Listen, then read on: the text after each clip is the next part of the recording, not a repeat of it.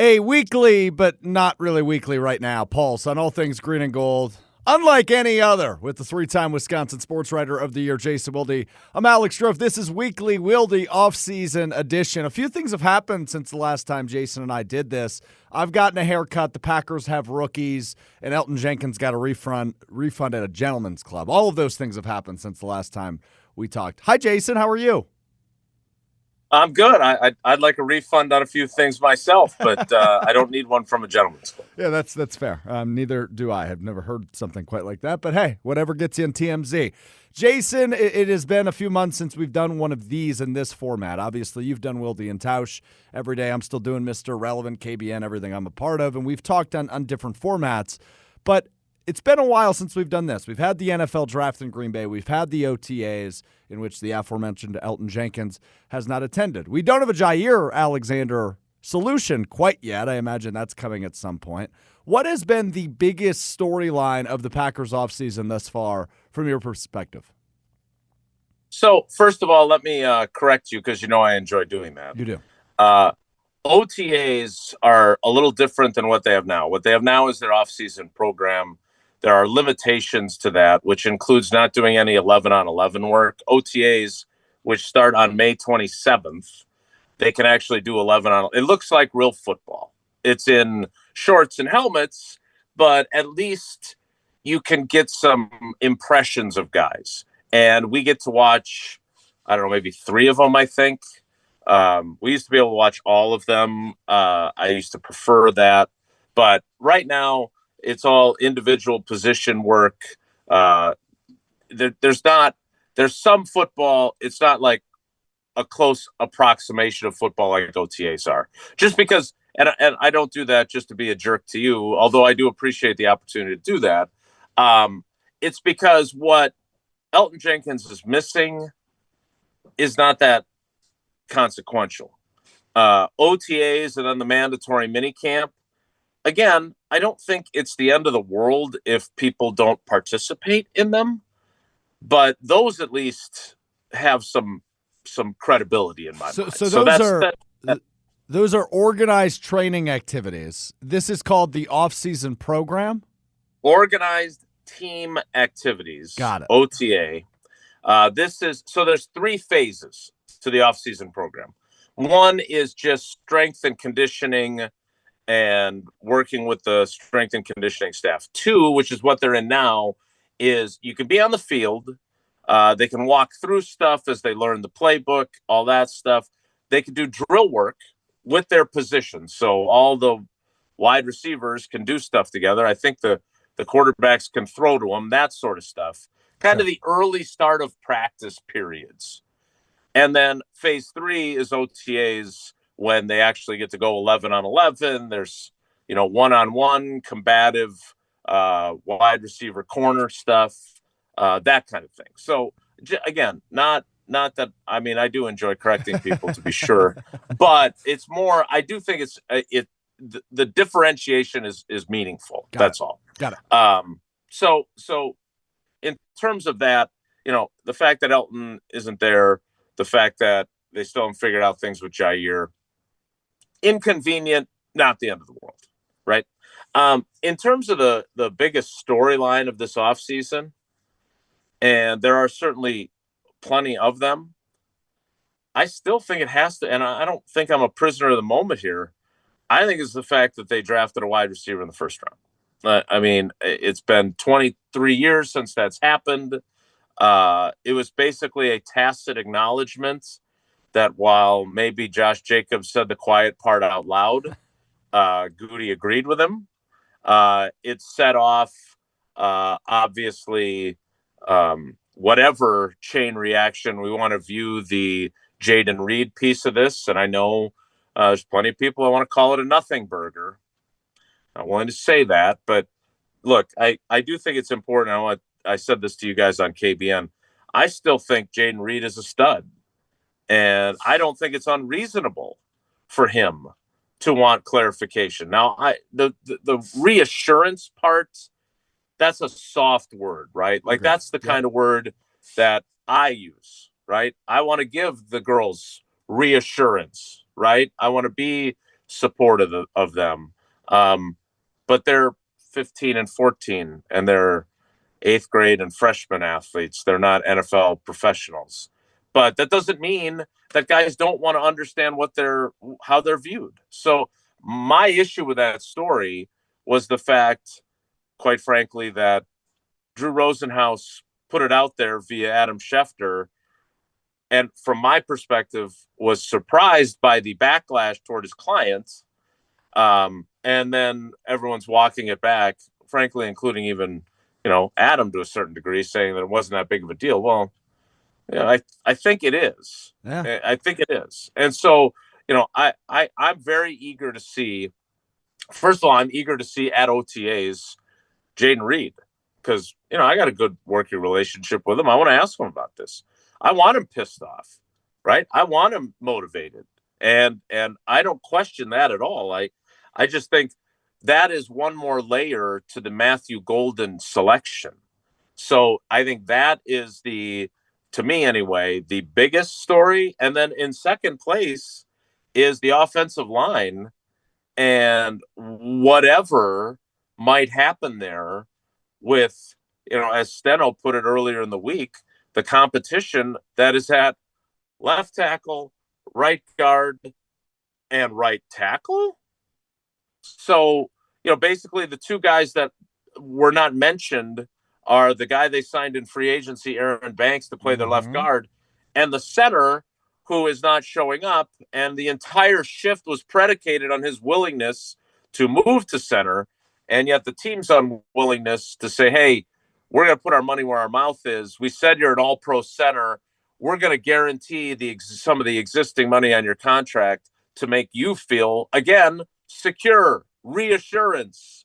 And even though I don't like that word for NFL players, I have no problem with players wanting that. Yeah, that's fair. I won't argue with you on that. But I totally agree with the top storyline. And something that you didn't mention there, an extra layer in terms of the wide receivers, is, of course, the round 3 drafting of Savion Williams out of TCU. So it's not like Goody just said, okay, we're going to address this once. He doubled down twice in the first 2 days of the NFL draft at that position, which, look, I am a believer, especially in the NFL, of pressure creates diamonds, right? This is a group that didn't get to the level you expected them to last season. So you're going to add 2 more guys and McCole Hardman, a veteran of sorts, to that room this offseason. And I think that the competition is just going to help those guys elevate, be that Golden, Reed, Wicks, whoever, right? And I think the competition that will be in that room, Jason, is going to be one of the most intriguing parts when we get to the end of July in training camp, when all the fans are in the bleachers across the street from Lambeau Field. That's where my eyes would be, is the wide receivers, just to see who's really separating themselves, who's sticking out amongst the rest of the receivers. Imagine that's something you're going to have your eyes on as well come training camp. Well, my eyes are everywhere, obviously. Oh, of course. I'm looking at everything. That's right. You don't win a 3-time Wisconsin Sportswriter of the Year without, having eyes on the back of your head. Yeah, I think we're coming up on almost a decade since I won, so I got to start campaigning again. Look, I joke, but there are other storylines, and I don't know how well I cover them or not, because I'm also trying to do a radio show most of the time during practice. Yep. But the bottom line is that yes, it's the most compelling position. Like, what is Dontavion Wicks going to do, right? I still think that he got a little bit of a bum rap. Now, Tausch would jump on if he was here and say that's because he's your guy, and you compared him to Devontae. You did. Yeah, that's probably part of it. Yeah, it's fair. But he was a drop of Palooza in the first half of the season, and he fixed it.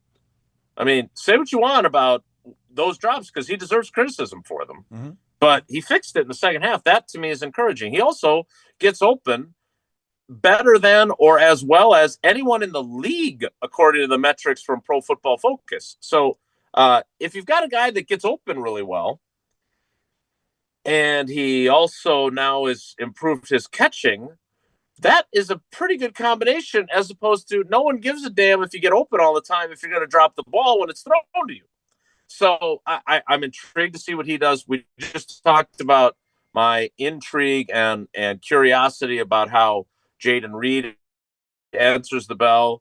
Again, I would predict that he'd say what I would have liked to have seen out there from the jump, instead of the Rosenhaus thing, which is I don't care who they draft. I'm ready to compete, and I'm the effing number one wide receiver around here, and I'm going to show everyone that that's who I am. I want to see how Romeo Doubs is. I still don't know. This is one of the reasons why I can't wait to get to OTAs. Is Romeo Doubs there or not? Yeah. Like, I don't have Romeo's number. I don't know. I have not, no one has mentioned him. Like when we were talking yesterday or earlier in the week to Jason Vrabel, I don't remember hearing Romeo's name even brought up in the conversation. Interesting. So again, that could be nothing, right? That could be just completely how the conversation went. And nobody asked about him either, by the way. Like, I didn't ask about him. I should have. It was my oversight. I should have just said, hey, how's Romeo looked so far? But again, great way to come up with that. Good job, 3 days later. Jason. I wish I had an answer for you on how Romeo's looked, but I am not the wide receivers coach for the right. And maybe he wouldn't have an answer either. Yeah, he might not. I put him in an awkward position if I do that. So I failed there. There's no doubt about it. Yeah, so I actually am going to double down on the Romeo Doubs criticism for you. A lot of doubling. You're doing a lot of double. I am. You're right. But just because did you play blackjack yesterday? Not yesterday. I didn't. No, I actually haven't played blackjack at all this week. I got to fix that. Maybe tonight or tomorrow. Nor have you seen a Jack Black movie? No, I haven't watched School of Rock in a minute. You're right about that. I don't think anybody. Well, a lot of NFL teams did like Minecraft themed. He was in that movie, right? True. Minecraft themed schedule release videos. Yeah, okay. But on the Romeo Doubs thing, his name was brought up quite a bit this offseason in different rumors, right? The Packers could trade Romeo Doubs to the Steelers. They could trade him for DK Metcalf. It feels like his name, more than even Jaire, came up in trade rumors this offseason. So missed by all of you, not just you, all of you, including our buddy Rob Domofsky, who I'll throw under the bus. Yeah, look, I don't know what Romeo's scenario is, but at the same time, like, I would just say this. Again, he's not calling me for advice, but I would say, look, you're a good football player.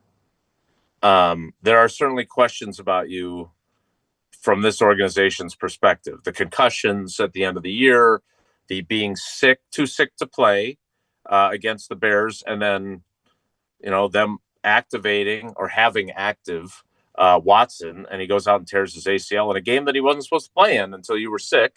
And then obviously what happened early in the year before the Rams game and him getting suspended. Put your head down and work your ass off, and you're going to get paid. It probably won't be by these guys, but you're going to get paid.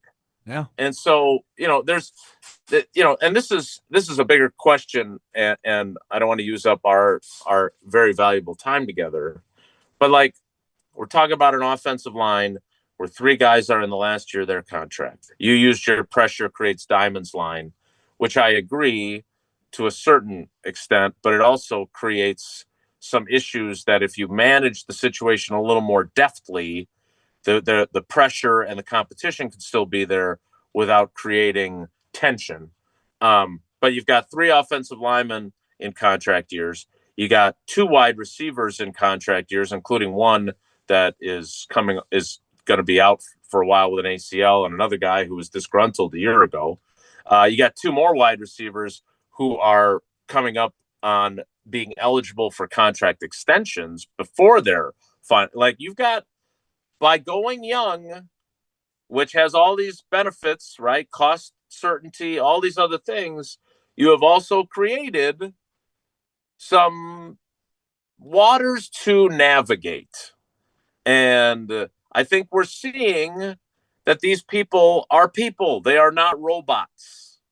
And as much as you would love to have those robots from iRobot with Will Smith, who just do everything you want until they take over the world for a while, these guys are all going to have feelings and opinions. And when you are fighting for that contract, look, these guys only have a finite amount of time to make a ton of money. And that stuff does matter. Let's not be Pollyanna-ish and think, well, they've got the greatest lives in the world. They're NFL players. And I love my life. I don't want to trade with them. I have no interest in trading with them. But, a lot of people with normal jobs, we all look at them and go, boy, it must be nice. All this adulation, all this money, et cetera. Well, they have that, they're lucky if they get to 10 years of that. So the second contracts for Zach Tom, for Rasheed Walker, I still can't believe you mentioned Domofsky. I still can't believe Sean Ryan coming up that was a fascinating story, coming up 2 snaps shy of earning Crazy. $2 more million in base salary. That just sucks. And so those 3 guys, Watt, Doubs, Reed, Wicks, all these guys, they're all in various stages of trying to get second contracts. I mean, yeah, that's great. I love competition. That's awesome. But that creates some other issues along with competition. Yeah, it's going to be dicey. Really well said by you, and 10 out of 10 analogy with the iRobot thing. I'm fascinated to see how all of this plays out, because you're right. There are a ton of benefits of going young, and it's worked, I think, even better in some capacities than Brian Gutekunst even imagined, especially 2 years ago when they made it to the divisional round and almost to the NFC Championship game.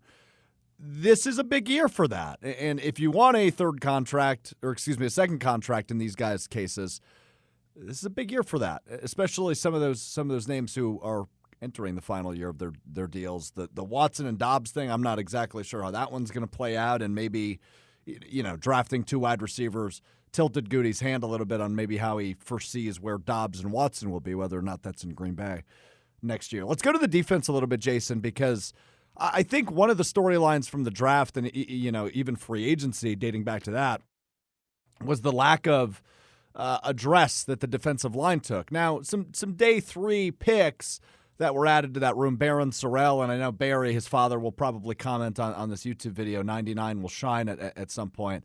Warren Brinson and Colin Oliver drafted on day 3, who were added to that room. They make a coaching change this offseason to Marcus Covington, the new defensive line coach. Now, I know you finally got time with him, right? I think you just spoke with him for the first time earlier this week.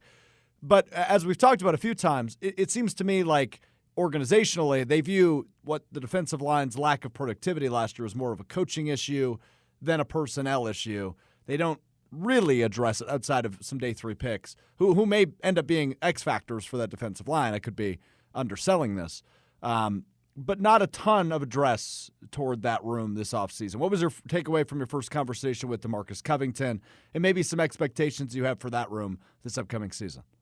Yeah, I was impressed by him. I really was. He makes a very good first impression. Now, again, he's not coaching me. He's got to get more out of the guys that he's got, which he said he didn't think he's ever coached a first-round draft pick. Oh, wow.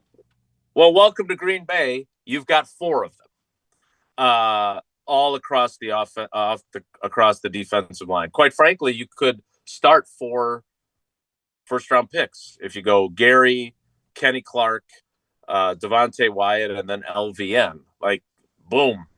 You go from none to 4 Wow. In your starting rotation. Look, I think that Goody, if there had been an edge rusher sitting there at 18 that he thought was worth taking, I'd be very curious what he would have done. Because you can say till the cows come home, well, we think we can get it done with the guys we have. But your actions, you had like 6 or 8 edge rushers in for pre-draft visits out of the 30 that you're allotted. Including, I believe, both of the ones that they drafted and then several that went the first round. So, again, they need that group to be better. I think Jeff Hafley's a really smart guy. The longer that they can keep him as their defensive coordinator, the better they'll be. What I love about him and what I believe coaching from an X's and O's standpoint all comes down to is not, hey, this is what we do. You guys do what I tell you. No, it's how can I tailor what we do to fit my guys' skill sets to maximize what they can do. And I think that's what good coaches do, and I think he's a really good coach. So that all said, he wants to rush with 4. Like, not all the time, right? He wants to throw all kinds of change-ups. But what was most important to me anyway was that they changed the guy that's coaching them, who has a track record. He's been a coordinator. He's a young guy. It was great talking to him. I mean, he was a college wide receiver at Samford, which is 1AA or FCS. And he was really impressive. I think guys are going to really like playing for him, and he's going to get in there and mix it up. So if LVN is ever going to play like a first round pick, and if Rashawn Gary is ever really going to be an elite pass rusher, which lots of people have wanted to crown him, the time is now. Mm-hmm. No ifs, ands, or buts about it. I think you're spot on. Sticking with the defense, I always screw up the pronunciation of this guy's name. Hopefully I get it right. Derek Ainsley, is that correct? The defensive backs coach? Yeah, sure. I just call him DA because I don't know if it's Ainsley or Ansley either. We've had this discussion on this program before. I thought you knew the answer. All right, DA, you wrote a nice story about him on channel3000.com today about his relationship and the open line of communication he has with Jaire Alexander, who we'll dive into for a second now. No decision has been made, and as Demovsky reported a couple weeks ago, all options on the table between the Packers and Jaire. He could come back, he could be released, he could be traded still yet this offseason. But DA keeping a line of communication, sending him a text every morning, whether that's a Bible verse or a motivational speech, whatever it is. Unique relationship, number one, and I know DA is a guy you've been impressed by from a coaching perspective, but also to keep that line of communication open with who would be the veteran in that room in Jaire Alexander, I think shows what type of a leader he is, which I thought was a really cool point in your story today on channel3000.com. What did you make of him saying that earlier this week? And I'm just going to open it up with this. Any thoughts on Jaire? Yeah, so first of all, it's interesting because, I had asked Halfley about Jaire, and he punted, right? And he said, I don't want to get into hypotheticals, which I wanted to say, that's funny because your general manager had no problem when it came to this guy. But I didn't. Way to be the bigger person, yes. And I did interrupt and say, I have to ask the question. And he said, I respect the question. I hope you respect me not answering it. And I said, I do. I get it. But I thought, so when I asked Derek Ainsley, DA, the question, I said, look, can I ask you a yes or no question? I don't want to put you in a bad spot, I said. And then I asked him, have you stayed in communication with Jaire, however I put it. And, he gave the answer that you see in the story about, texting with him every morning. And I thought that was interesting because he could have easily just said, yeah, yep, and then walked off. I waited until it was the end of the presser. I did it, I know people don't think I know what the hell I'm doing, but occasionally I do. And so I thought it was interesting because here's my belief. I believe that, and even as frustrated as Matt LaFleur clearly was last year, I believe that the coaching staff wants him on their team. I believe that. Now, I can't say that. I do not have a firm quote in which Matt LaFleur says, I want Jaire on this team. That's just a feeling I get. And so, and I feel like that's been there pretty much the whole offseason. Even with the frustration that LaFleur felt last year with the Chicago game where he played 10 snaps and then said he couldn't go anymore. I understand the undercurrents, but I think in the end, I've told the story a bunch, the one guy who said, look, this guy, he's a really good football player still. And then I said, when he plays. And then he said, yeah, Jason, you're right. Yeah, it's fair. Well, if they can get him and have him play, and they clearly are trying to give themselves every opportunity from a coaching perspective to have that, because I know LaFleur has stayed in touch with them all offseason too. They clearly want to at least have that club in their bag. And if Goody decides, look, we just can't reach an agreement on a contract, we're releasing him, or somebody finally called and offered us a conditional fifth next year and he's gone, fine. But I do think they want him. The problem, and you guys have given me a hard time on KBN about this, like, he put me through the ringer trying to get his phone number. I didn't get it. I would love to talk to him. Like, and I'm still mad that I didn't get to talk to him at locker room cleanout, because while a lot of the things he shouted while turning down interviews answered some questions, there were some nuanced questions that I also would have liked to have asked. So I agree with you. Obviously, I wish we had additional clarity at the end of the season, but I feel like the situation has evolved so much since then too, Jason, because it's for many points of the offseason, from Super Bowl through free agency, it seemed like a foregone conclusion Jaire wouldn't be on this team. And now as we've gone through the draft, which is when Goody said he'd like to get the situated by, he's still on the roster. He's just still on his old contract, which I think we all have a hard time believing that if he is to be on the Packers in 25, that is probably not the contract he'll play on, right? So it's a complicated situation. And I think, as a Packers fan, I've reached a point where, yeah, I don't think it hurt to have him in the defensive backfield in 2025. And if he's not healthy and if he can't play again, well, you kind of know what you got with Nate Hobbs, Carrington Valentine, and Keyshawn Nixon as your top three corners. So we will see, by the time we do this again, probably before the 4th of July, I would guess, we might have some additional clarity on that one. Let's go back to the offense before we wrap up this edition of Weekly Wilde, Jason. And it's more just an overall 30,000-foot view on this offense, because we talked about the drafting, the first 3 picks, all offense, 1 offensive lineman, 2 receivers in the draft. In free agency, they sign Aaron Banks and try to juice up that offensive line a little bit. It seems to me like this is probably the safest offense Matt LaFleur has had at his disposal in the Jordan Love era, at least to me. And it eliminates a lot of excuses of, this is the youngest team in the league, and they're still learning and growing.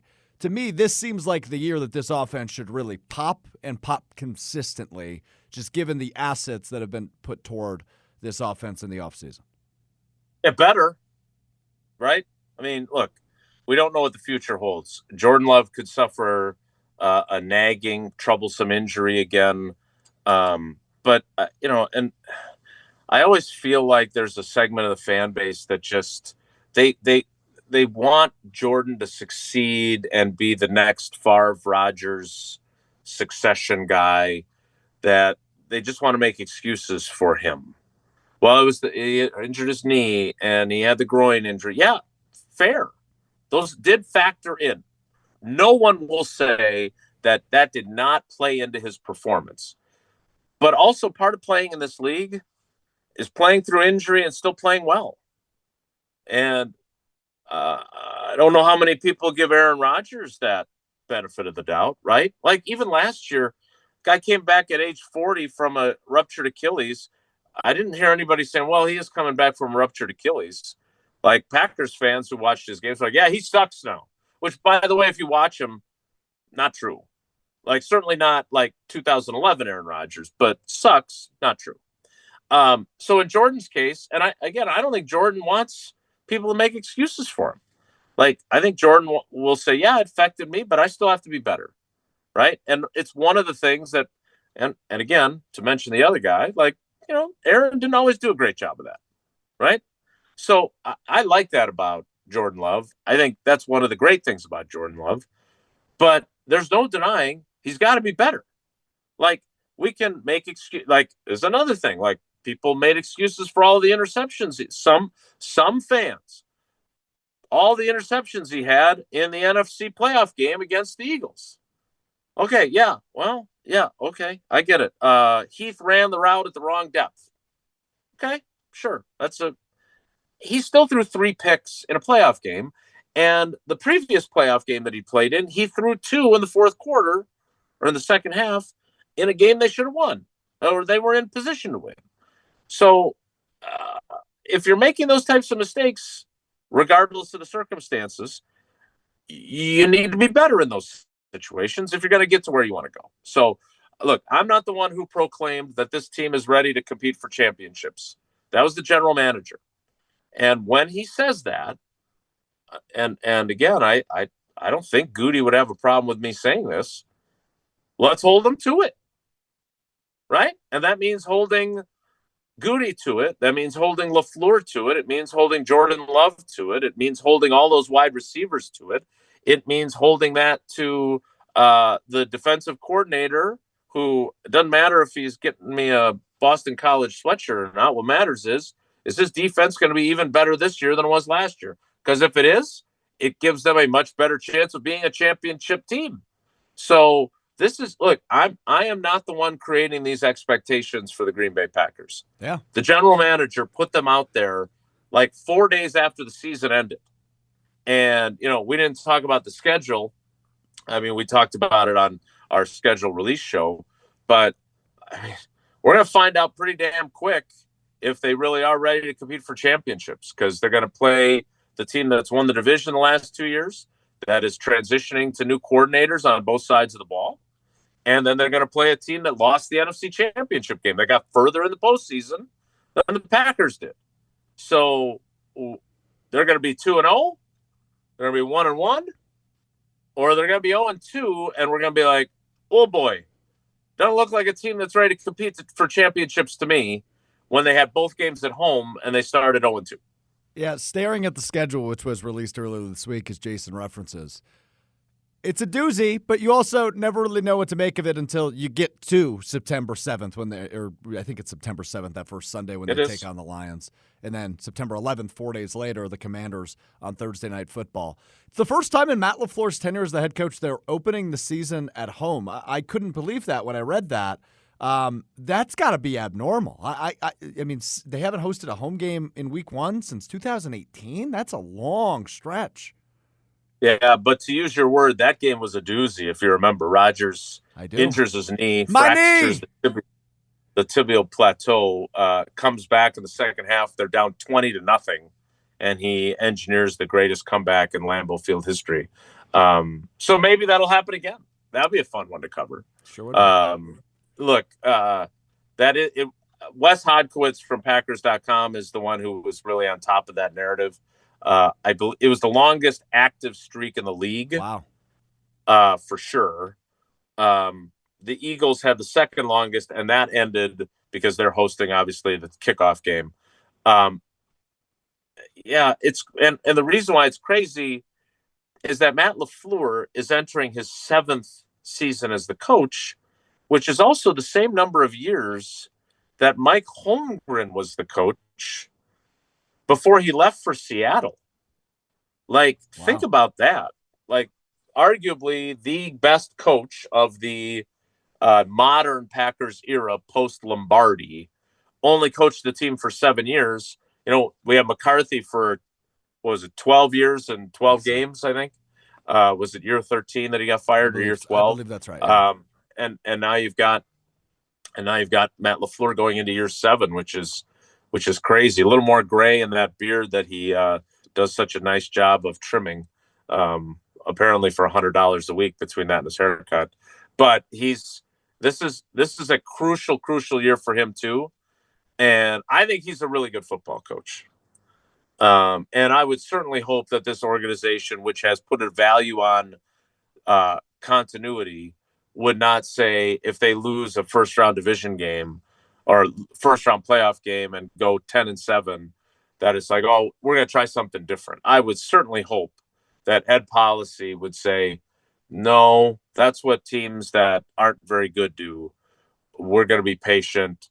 We're going to follow the 3 to 5 year Goody plan. And we've got a really good football coach, because I would say this, because there are fans, there are people in our YouTube comments during our show that will say stuff like, fire LaFleur. Yeah, you can if you want, but there'd be a line around the block for him, and you are not guaranteed of getting an upgrade, no matter what you may think. Totally agree with you. Well said on that. Last thing for you, Jason, is you look at the Packers schedule. I know you don't travel much anymore, but there is a date. It is October 26th. There's a game in Pittsburgh, Sunday Night Football. Might be an old friend quarterbacking the Steelers. I'm thinking about going to that game, Jason. Any chance I can get you on the plane with me? Would you go to Pittsburgh to cover a game if Aaron Rodgers was the quarterback? I think that's a worthwhile question.